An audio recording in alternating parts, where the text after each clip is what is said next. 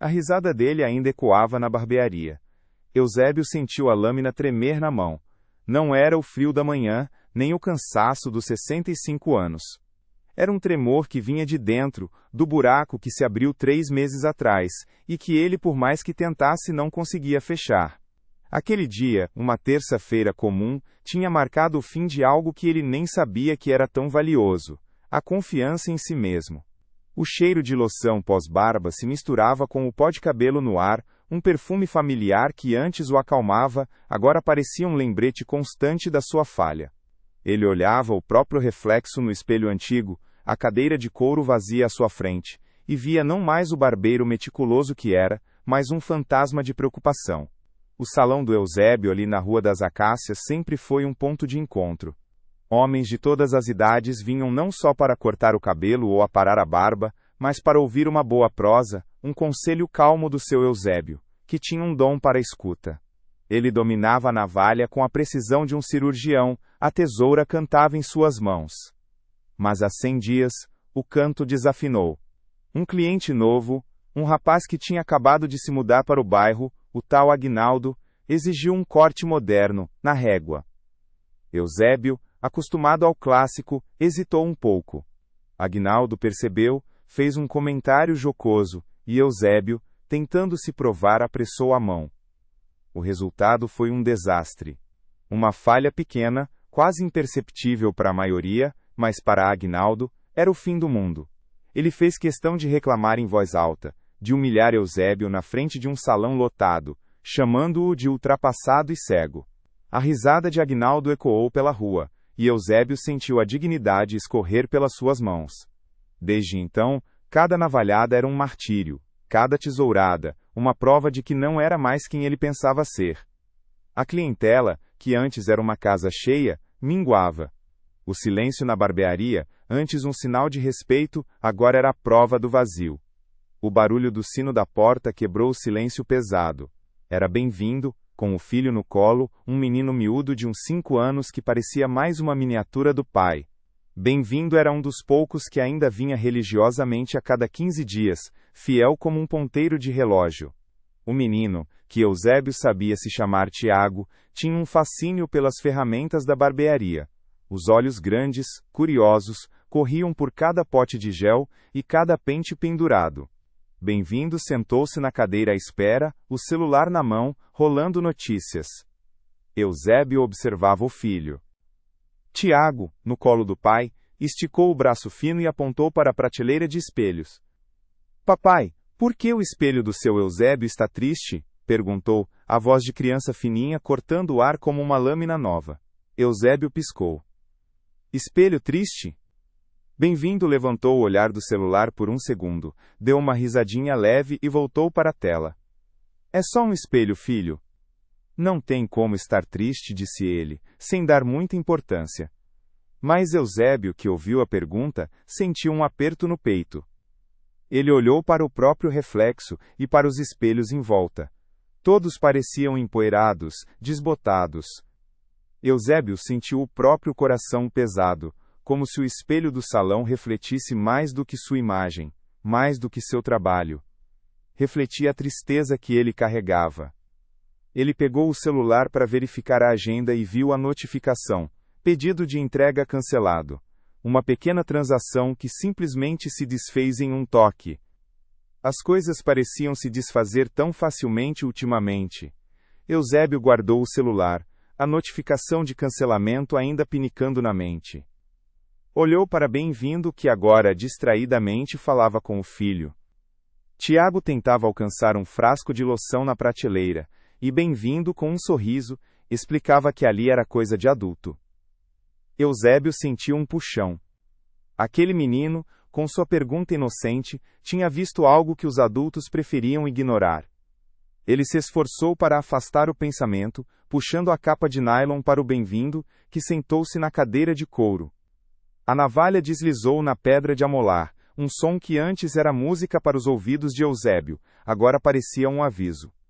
Ele tentava se concentrar, mas a imagem do rosto debochado de Aguinaldo voltava, a mão que uma vida inteira foi firme agora pesava. Cortava o cabelo de Bem-vindo com uma lentidão quase dolorosa, cada movimento calculado demais, sem a fluidez que a experiência deveria trazer. Bem-vindo notou.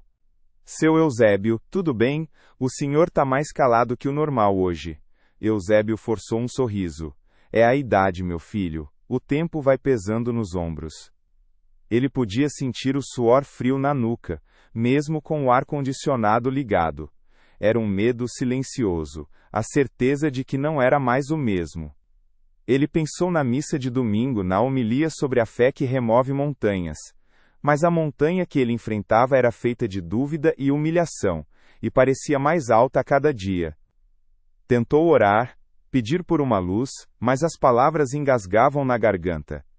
Olhou para o espelho de novo buscando um sinal, mas via apenas o reflexo de um homem cansado, com a tesoura quase pesando em sua mão. Tem gente que confunde lealdade com obrigação, e passa a vida pagando uma dívida que nunca foi dela. Bem-vindo ainda sentado olhava a rua movimentada. Sabe, seu Eusébio, o senhor me lembra do meu avô. Ele era marceneiro, um dos melhores do bairro. Fazia móveis que pareciam obras de arte. Mas uma vez, com quase a sua idade, ele fez uma mesa para uma cliente nova, dessas que exigem demais, sabe? E o verniz não secou direito. A mulher fez um escândalo, disse que ele tinha perdido o jeito. Ele ficou arrasado. Por um tempo, ele nem queria mais chegar perto da oficina. Dizia que a mão dele já não tinha o mesmo traço, que a madeira sentia o medo dele. Eusébio parou a tesoura no ar, a ponta quase tocando o cabelo de Bem-vindo. Não era a história dele, mas a cada palavra, um eco se formava dentro de si. A humilhação, a cliente nova, a acusação de perder o jeito. Era como ouvir sua própria angústia contada por outra voz. Bem-vindo continuou, sem perceber o efeito de suas palavras. Ele ficou lá, meses, olhando as ferramentas, mas não pegava em nada. Parecia que o medo da falha tinha grudado nas mãos dele. Minha avó rezava, pedia para ele não desistir. Mas ele só via o erro, a vergonha. Às vezes, a gente espera tanto pelo milagre grande que não vê os pequenos acontecendo todo dia. Eusébio sentiu a garganta seca. A história do avô de Bem-vindo era um espelho, mais claro do que qualquer um na barbearia. Ele se via ali, na oficina do marceneiro, com a lâmina enferrujando, o dom se perdendo. Eusébio sempre se orgulhou de nunca ter tido medo da navalha. Mas agora, sentia um arrepio. Não era o Aguinaldo que o tinha humilhado de verdade. Era ele mesmo, Eusébio, que havia aceitado a sentença, que havia guardado a acusação no peito como uma prova irrefutável de sua decadência. O menino Tiago, com a sua inocente pergunta sobre o espelho triste, não estava falando do vidro. Ele estava falando do reflexo da alma de Eusébio, que Bem-vindo sem querer estava agora revelando em detalhes tão vívidos. Aí um dia Bem-vindo continuou, cortando o silêncio que se formara, o padre da paróquia veio visitar. Não para dar sermão, mas para pedir um favor. Queria que meu avô consertasse um altar antigo, que ninguém mais sabia como mexer. Meu avô resistiu. Disse que não tinha mais capacidade. Mas o padre sentou com ele, olhou nos olhos e disse: Seu Elias, seu talento não está nas suas mãos. Está no seu coração, na sua fé no que faz. O verniz pode falhar, mas a sua experiência de uma vida inteira, isso ninguém tira. Meu avô relutou, mas o padre insistiu. Falou que era uma questão de fé, não de técnica. E meu avô sabe, ele pegou a plena de novo. No começo, tremendo. Mas depois, aos poucos, a mão dele foi voltando. E o altar ficou lindo, lindo mesmo. Melhor que novo. Ele percebeu que não tinha perdido o jeito. Tinha perdido a confiança. E a confiança, ele encontrou de novo naquilo que sempre fez, mas com outro olhar. Eusébio sentiu um nó se desatar em seu peito. A voz do padre, as palavras sobre o talento no coração, a fé, a experiência de uma vida. Não era sobre o altar, era sobre a barbearia. Não era sobre o avô de Bem-vindo, era sobre ele. Ele havia deixado que o julgamento de um estranho apagassem décadas de trabalho, de dedicação. A pequena falha do corte de Aguinaldo não era o fim de seu dom. Era apenas um verniz mal seco, uma mancha que ele, em sua própria insegurança, havia transformado na destruição de toda a peça. Ele não havia perdido a destreza. Havia se esquecido dela, coberto-a com a poeira da vergonha. A gente não perde só o que tinha, perde também quem poderia ter sido se não tivesse ficado parado esperando. Eusébio pegou a navalha novamente, mas desta vez, não havia tremor. Havia uma clareza renovada. Ele terminou o corte de bem-vindo com uma firmeza que há tempos não sentia. Os movimentos voltaram a ser fluidos, precisos. Ao final, ele olhou para o espelho. Não era mais um espelho triste, era apenas um espelho. E nele, Eusébio via não um fantasma, mas um homem que sim estava cansado, mas que ainda tinha um caminho. O brilho nos olhos não era de antes da humilhação, era outro. Era o brilho de quem enxergava finalmente que a maior falha não foi o corte torto, mas a fé perdida em si mesmo. Ele entregou a navalha para o estropário. Um novo rumo começava ali, com o som do sino da porta abrindo, e a barbearia parecia respirar de novo. O som do sino da porta agora era o de uma promessa. Eusébio havia terminado o corte de bem-vindo, e ao ver o reflexo no espelho, um brilho diferente nos olhos, sentiu um calor no peito que há muito não experimentava. A navalha, antes um fardo, agora era uma extensão de sua vontade. Bem-vindo, ao se levantar, sorriu. Está com outra cara, seu Eusébio. O cabelo e o salão. Eusébio apenas assentiu, um sorriso discreto. Bem-vindo pagou, pegou o filho no colo e saiu, deixando Eusébio sozinho com a leveza daquele momento. O primeiro passo havia sido dado, mas a estrada ainda era longa e sinuosa. Os dias seguintes não foram uma mudança imediata, um passe de mágica que apagava o passado.